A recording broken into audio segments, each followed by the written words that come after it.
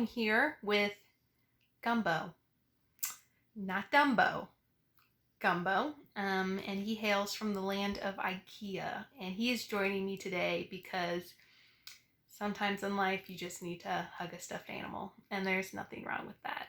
And so just a reminder to you guys during this time, whether you're having mostly good days, mostly bad days, it's a week-to-week thing, know that that's okay.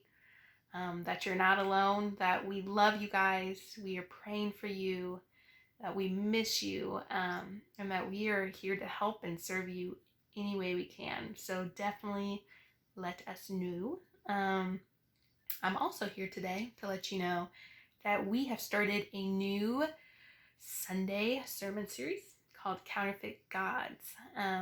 And so if you were not able to join us this morning for our 9:30 or 11 o'clock service online, that is okay, because we record these services. So definitely hop on there and watch those whenever you get a chance. But I am going to share a little bit about what we talked about this morning. So spoiler alert. But no, for real. Hopefully this will just get you excited and make you want to go check out the series. So we are going to look at Luke 12, verses 13 through 21. And then kind of break down, right, what does it look like for us to hold our material possessions as idols in our life. And so when we talk about idolatry, we are talking about seeking the eternal satisfaction from a material source. So I'm going to read this passage for you and just kind of share Drew's two main takeaways, and then allow for you guys to go even deeper with your small groups this week.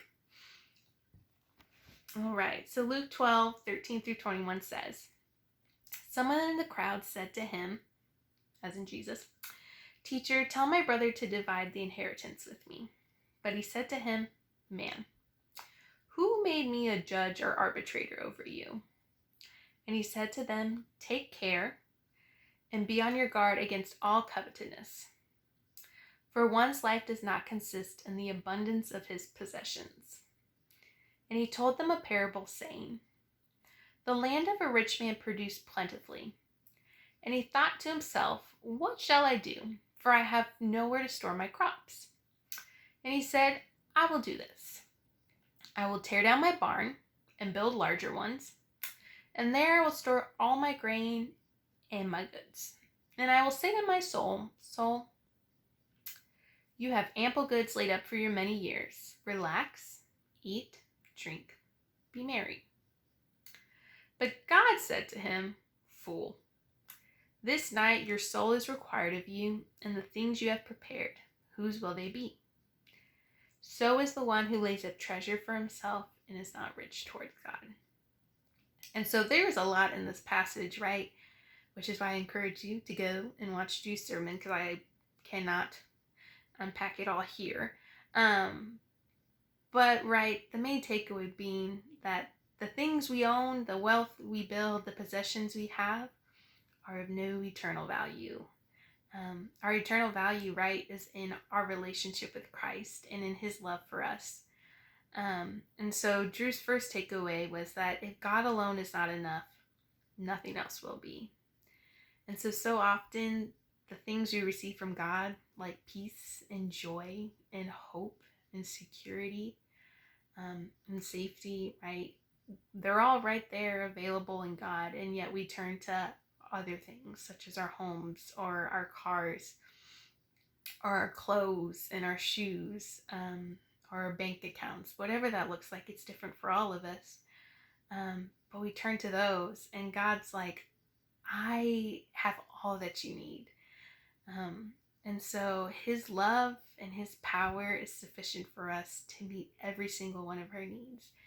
And the things that we put our wealth and value in, these possessions and these goods, right, they will break and they will get old and they will fall apart. And even more so, right, because they're ultimately not where we get peace and joy and hope and all those things. We'll get them and we'll think they'll fill us, and then eventually we'll get tired of them and we'll look to the next thing, because those God-sized holes that we're trying to fill with these things, they're called God-sized holes for a reason, because only God can fill them. And so what God's asking us to do, right, is to surrender these things to him, to surrender our need to put our value and worth in those things, and instead to surrender our lives to him and to trust and have faith that he will provide all that we need.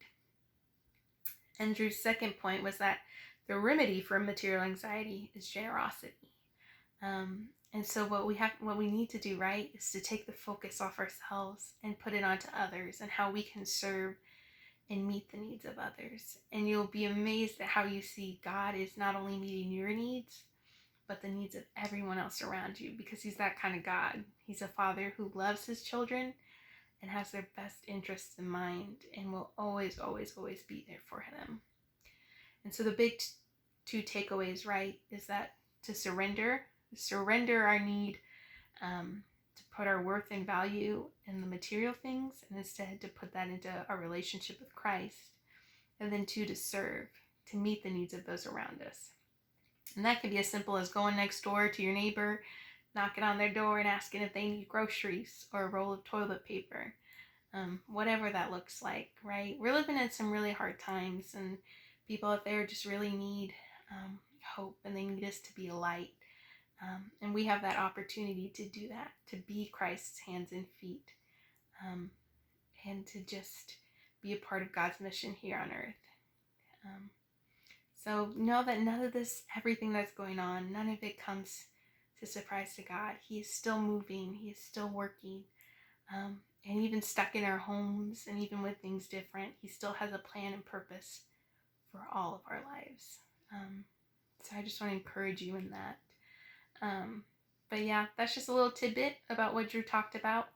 And so here are the 5 questions we would love for you to go over with in your small groups. And so first, we would love for you to reread that passage, Luke 12:13-21. And then, so first, we can recognize how much we value something when we think about losing it. So what have you hated losing in this time? 2, Drew said idolatry is seeking eternal satisfaction from a material source. So do you struggle with idolatry? 3, read 1 Timothy 6:6-10. What's the result of caring too much about material things? 4, is there anything you're holding on to tighter than God? And 5, is there anyone around you that you need to be serving? And so these are the 5 questions we love for you to just go over with your group and go deeper into. And just know, y'all, that we are continuing to live stream on Wednesday nights. And so we'd love for you to be a part of that if you haven't been able to join us. And if you have, please keep coming back. JP and Michaela are killing it, y'all. Secondly, we're still doing those stay-at-home challenges, which y'all are absolutely killing. Oh my goodness. So keep doing those. This week it's the meme challenge, and y'all are the meme generation. So this is y'all's time to shine. So get in there, get those turned in.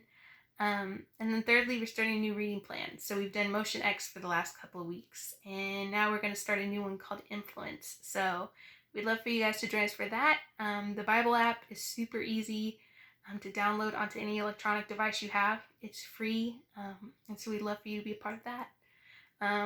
But y'all know that we love you, we miss you, and we are here however we can be, however you need. So definitely let us know. We love you guys, and we'll see you very soon.